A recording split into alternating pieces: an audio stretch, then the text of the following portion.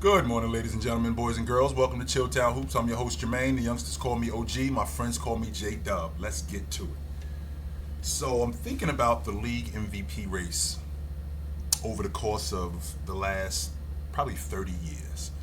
And this is one of the tightest races that I've seen, even though we in January right now and we're almost halfway through the season. This is one of the tightest races that I've seen in a long time. There is not one guy that I can definitively say, this guy is the league MVP, and there's no question. I mean, I could do that 30 years ago, when Jay was running around. As good as Barkley was, I thought Jay was the league MVP. And as good as David Robinson was, I thought Olajuwon was the league MVP. As good as Bird was, I thought Magic was the league MVP. So you could definitively say that, this guy is the league MVP. In today's game, there are so many guys doing work at such a high level that and not only doing work at such a high level, their teams are winning, which is one of the most important parts, because I've said this to you guys in the past and I still stand on this logic. What you saw with Joker winning the league MVP last year, that's an exception. What you saw with Russell Westbrook in 2016, that's an exception. What you saw with Jabbar in the 76 season, that's an exception. What you saw with Moses Malone in 82, that was an exception. The league MVP is primarily about winning. Most valuable player to your team's success. So when you get a guy who is doing work at an astronomical level, but his team isn't as good, it's difficult to look past the guy who his team is at the top of the league and he's the primary reason because of that. So, for example, Luka just entered the league MVP conversation. I don't think he was in the league MVP conversation a month ago, to be honest with you. The Dallas Mavericks were in 9th place, and you couldn't sell me the logic that a guy who's on a 9th place team, his production is more valuable than a guy who's on a 2nd place team or a 3rd place team or a 1st place team. You couldn't sell me that. But the fact that the Dallas Mavericks have now moved into a top 5 seed, which I said before the season started, I thought that if Luka would average 34, 8 and 8, that was the number that was thrown at me. And I'm thinking, if Luka can average 34, 8 and 8, and Dallas is a top 5 seed, I'm thinking he's the league MVP. That's of course until I saw what Giannis is doing, what Joker is doing, what Jason Tatum was doing. That's of course until I saw what all of these guys were doing. And once I saw that, I'm thinking, well, wait a minute. As good as Luke has been playing and getting his team into a top 5 seed, is that better than Giannis, who over the last 7 games is 40, 14, and 5 over his last 7 games. And Milwaukee is 1.5 games out of 1st place.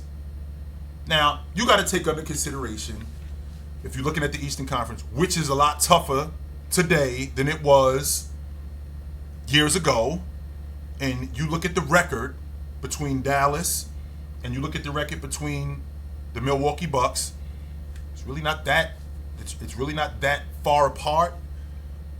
But when I think about the production from what Giannis is doing and the fact that they're winning, it's going to be really difficult. Add that to the fact that I got a guy in Joker who's almost averaging a triple-double. Now, mind you, this is not a triple-double in the conventional sense where, like what Russ was averaging. And Russ is averaging a triple-double, and we hadn't seen a triple-double in over 50 years, right? Add that to the fact that the narrative on Russ was his team was going to be garbage because KD left him. He's averaging a triple-double. His team isn't terrible. So that ended up picking up traction. and them being the 6th seed, it got tricky. Now, when I think about what's going on with Joker, the difference with that is, with Joker averaging a triple-double, Denver's in first place in the Western Conference. That matters. That so matters. People care about that. Not only do people care about that stuff, that's what the MVP is based on. Your team success. Not just how good you are, it's how good you are in the process of your team's success. I mean, Joel Embiid was Eastern Conference Player of the Month. Eastern Conference Player of the Month, which is a much tougher conference today than it was 6-7 years ago. And again, we don't talk about him as much as we should. I think he could be a better rebounder than he is, but I still think he's awesome. You know, you talk about guys being awesome. You talk about what Donovan Mitchell did a couple of nights ago, where he went 71 points and 11 rebounds and 80, and he was fantastic. I can't discount that. He was absolutely fantastic. Joel Embiid goes 42 and 11, and he's basically powering that unit. Now, do I put him at the top of the MVP list? Nah, because when I think about what's going on with his crew, that's a good Philly team. And they should be better than what they are. That's a damn good Philadelphia team. With James Harden, with Tobias Harris, with Maxey, with Joel Embiid.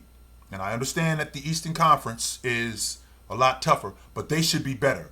Because if I'm watching Giannis have his team a game and a half out of first place without his second best player in Middleton for the better part of the season, and with Drew Holiday in and out of the lineup, and him still doing what he's doing, meanwhile, Joel Embiid, who is Eastern Conference Player of the Month, I can't fight that, no doubt about that, went 42 and 11 a couple of nights ago, but Philadelphia is in 5th place.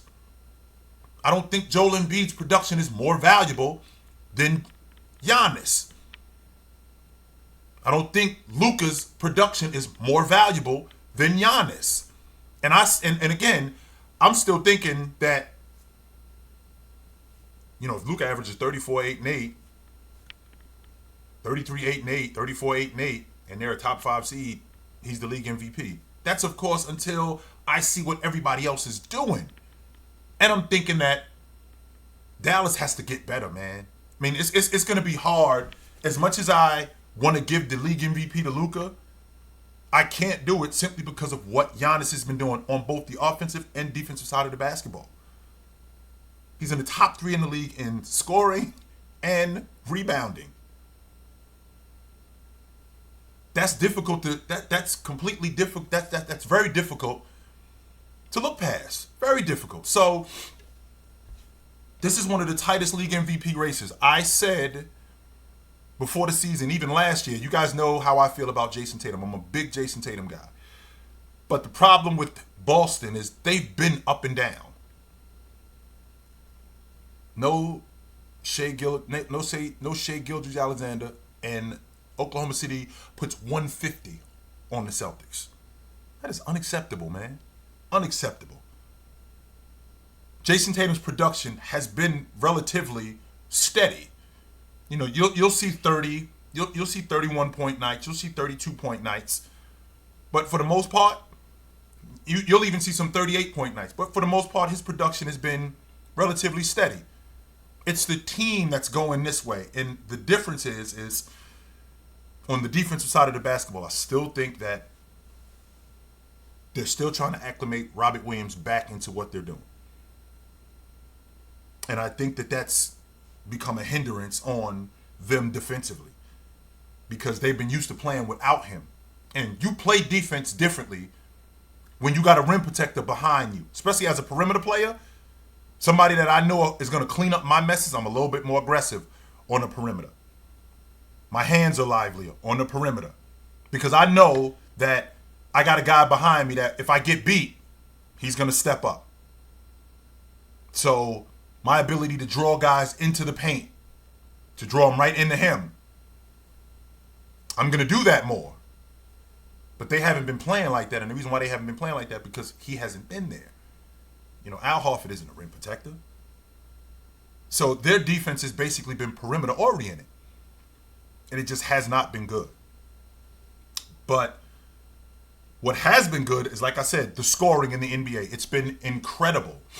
So incredible that Donovan Mitchell goes for 71, and the next day he gets the finger. Hey, we need to talk to you. And we need to talk to you now. What's going on, guys? What's the problem? Well, we got to make sure that what you're doing is awesome and how imposing you are.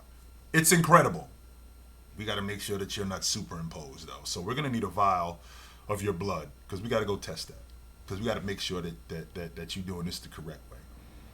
And the reason why they're doing that is because the NBA, in terms of scoring, I think this is the most. The most guys have scored 40 in a game since 1962. Over 60 years. I believe the number is 142 players have scored 40 or more. It's either 142 players or 142 games. I think it's 142 players scored 40 or more in the 62 season. And I think in the NBA today, we ain't halfway through the season and we got 80 guys who've already done that. I think the number is 80. And the NBA hasn't seen anything like this in over 60 years. And the athlete is better. He's faster. He jumps higher. The skill set is a lot different than what it was back then. So when he's doing this, the league wants to make sure that you're good. We just want to make sure you're not too good. We want to make sure that you're not superimposed. So we got to make sure that this is legit. Because we saw this in baseball, right? We saw this in baseball. And I've never been one to recognize performance enhancement drugs in basketball because, as a former basketball player and being around basketball players for more than half my life, that's not what we did. We didn't take drugs to enhance our. We didn't do that. That was a football thing. That's what football players did. That's what bodybuilders did. We don't do that. So to hear that this kind of stuff is going on is shocking to me. No doubt about it. It's shocking to me. And I still love what's going on, though. Like I said to you guys yesterday, I just don't want the all-around great player. I just don't want him to fall by the wayside.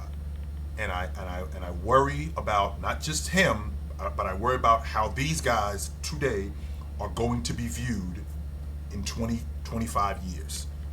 How they're going to be looked at. I do worry about that. But this is fantastic. I think that this is something that has to keep going and should keep going. I'm not saying it has to keep going, but I think it should keep going. And I love to see it. So, all right, guys. You know where to find me. It was good to talk to you. And I'll see you soon. Until then, take it light, but take it.